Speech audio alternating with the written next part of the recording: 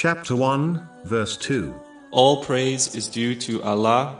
Praising can be split into 4 categories. The first is praising a quality in order to highlight its worth, regardless of whether this praise is due to gaining a direct blessing or not. The second category is verbally praising Allah, the Exalted, with the words taught by the Holy Quran and the Holy Prophet Muhammad, peace and blessings be upon him. The third category is to perform righteous actions with the body by using the blessings one possesses in ways pleasing to Allah, the Exalted. The fourth category is praising Allah, the Exalted, through the spiritual heart by adopting the characteristics He loves, meaning noble character according to the teachings of the Holy Quran and the traditions of the Holy Prophet Muhammad, peace and blessings be upon him. The statement all praises for Allah, the Exalted, alone removes the validity of worshipping the creation.